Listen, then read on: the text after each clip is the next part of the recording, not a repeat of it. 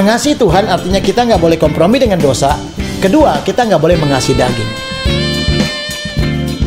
Hari ini, percayakan hidupmu kepada Tuhan. Yakinlah Tuhan tidak pernah permalukan.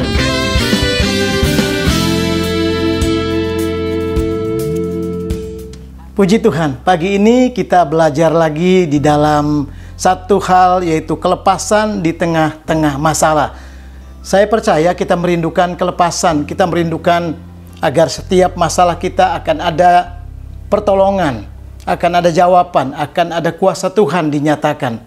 Saudara kekasih, mari kita belajar dari keadaan di dalam Yohanes pasal yang kedua. Hari ini kita belajar di dalam Perjanjian Baru, Yohanes pasal yang kedua, ayat pertama. Kita tahu itu mengenai perjamuan kawin di Kana. Saudara, mari kita perhatikan kebenarannya ini. Ayat 1 di dalam Yohanes pasal 2.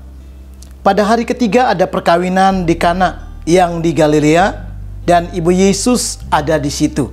Saudara, kalau kita bicara mengenai kelepasan di tengah-tengah masalah, artinya pada satu hari di Kana terjadi pesta pernikahan yang indah, yang luar biasa, suasana yang tenang, yang damai, suasana yang semuanya meriah, saudara. Karena senang, acara berjalan dengan baik dari awal, pertengahan. Tapi tiba-tiba terjadi satu peristiwa yang mengejutkan, yang membuat semua syok. Saya percaya semua orang kaget dan tidak mengerti bagaimana harus mengatasi permasalahan itu. Sama seperti tema yang kita ambil, kelepasan di tengah-tengah masalah. Kadangkala kita juga panik, kadangkala kita bingung saat-saat kita mengalami persoalan-persoalan, pergumulan-pergumulan, dan apa yang selama ini saudara-saudara alami. Saudara, kadangkala kita sudah bergumul begitu rupa dan kita belum melihat bagaimana jalan keluarnya. Hari ini kita diajarkan bahwa akan ada kelepasan di tengah-tengah masalah. Saudara, bagaimana caranya kita belajar bahwa ada dua hal yang akan kita lakukan supaya di tengah-tengah permasalahan kita, pergumulan-pergumulan saudara dan saya mengalami kelepasan. Yang pertama adalah kita harus menyadari bahwa ada yang dahsyat dari masalah, ada yang lebih hebat dari masalah. Itu yang disadari oleh Ibu Yesus. Waktu dia ada di pesta pernikahan itu, dia tidak terlalu goncang, tetapi dia tahu walaupun masalah ini ada, tetapi ada yang lebih dahsyat dari masalah itu. Yang kedua adalah, saudara, yaitu Ibu Yesus punya hubungan yang intim dengan Tuhan. Apa artinya? Dua hal ini kita perlu belajar. Yaitu yang pertama, kita harus tahu bahwa ada yang dahsyat dari masalah. Ketika kita menyadari itu, maka kelepasan akan terjadi di tengah-tengah pergumulanmu yang sebesar, sesulit apapun. Yang orang bilang udah bertahun-tahun gak mungkin ada jalan keluar. Tapi kebenarannya adalah ketika kita menyadari ada yang lebih dahsyat dari setiap masalah yang kita alami, artinya masalah kita kecil dan Tuhan itu besar.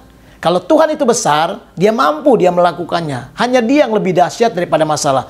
Manusia tidak ada yang bisa mengatasi masalah. Dunia ini tidak punya jawaban terhadap masalah saudara dan saya. Sekeliling kita tidak punya jalan untuk membuat kita menjadi orang yang merdeka, bebas dari masalah kita. Semuanya tidak punya jawaban. Tetapi kebenarannya adalah hanya Tuhan, ketika kita menyadari ada yang lebih dahsyat dari masalah. Siapa itu? Tuhan sendiri. Yesus Kristus. Raja segala raja. Mari perhatikan di dalam Ayub pasal 33 ayat yang keempat. Dia berkata bahwa Roh Allah telah membuat aku dan membuat nafas. Jadi Tuhan yang membuat kita, saudara. Masalah itu tidak berarti apa-apa. Saudara dan saya diciptakan begitu dahsyat, begitu mulia. Kalau engkau diciptakan begitu mulia, artinya dia mampu memberikan jalan keluar, jalan kemenangan, jalan kelepasan, jawaban dalam setiap masalahmu. Itu sebabnya dikatakan bahwa Ayub 33 ayat 4 dikatakan bahwa yang Maha Kuasa membuat aku hidup. Dia membuat saudara dan saya, dia membuat nafas kita, dan dia membuat kita hidup. Di tengah-tengah pergumulan kita, saudara, tidak ada yang bisa turun tangan, tidak ada yang bisa memberikan pertolongan, tidak ada yang bisa berkarya, tetapi Tuhan, Roh Kudus, Roh Allah yang hebat, akan berkarya, berkuasa, menyatakan kemuliaannya, menyatakan kedahsyatannya. Sehingga saudara melihat masalahmu menjadi masalah yang sangat-sangat ringan. Kenapa? Karena Tuhan kita dahsyat, Tuhan kita luar biasa. Itu sebabnya jangan pernah putus asa. Bapak Ibu Saudara, kalau engkau mencari jawaban pagi ini, Firman Tuhan mengajarkan kepada kita, di tengah-tengah masalahmu, asalkan engkau tetap yakin, sadar bahwa ada yang lebih dahsyat daripada masalahmu, ada yang lebih berkuasa daripada setiap pergumulanmu, maka saudara tenanglah hadapi hari ini. Dan percayalah akan ada berkat Tuhan, kemenangan yang luar biasa terjadi buat kita. Yang kedua, saudara, yaitu kita sadar bahwa kita harus tahu bahwa kita harus punya hubungan yang intim dengan Yesus. Sama seperti Ibu Yesus. Ibu Yesus punya hubungan yang intim dengan Yesus. Dalam artian, saudara, sebagai seorang ibu dengan anak, antara hubungan keluarga. Tiap kali berjumpa, tiap kali berkomunikasi, satu rumah, satu tempat tinggal, dan selalu ada kebersamaan. Ketika kita juga membangun hal seperti itu, saudara, kadangkala kita ketika punya masalah, kita nggak punya hubungan dengan Tuhan. Kita menjauh dari Tuhan. Kita kadangkala mencari jalan-jalan daripada manusia. Kita mencari jawaban-jawaban yang ada pada dunia, pada berita-berita sekeliling kita, pada janji-janji manusia yang mengecewakan. Tetapi saudara, kita nggak membangun persekutuan yang akrab, yang intim dengan Tuhan. Kita nggak berkomunikasi dengan Tuhan. Kita nggak punya hubungan yang intim. Saudara, kenapa Ibu Yesus tenang? Dia hadir pada waktu itu. Walaupun di tengah-tengah masalah, tapi dia percaya akan ada jalan keluar, akan ada ketenangan, akan ada kuasa Tuhan dinyatakan. Karena dia tahu bahwa dia sudah membangun hubungan yang akrab, yang intim dengan Tuhan, dengan Yesus sendiri. Dan Yesus mengatasi semuanya. Saudara, dengarkan firman Tuhan ketika kita punya pergumulan, kita punya masalah. Tetapi kalau engkau bangun komunikasi dengan Tuhan, ada satu hubungan yang akrab, yang intim antara kita dengan Tuhan.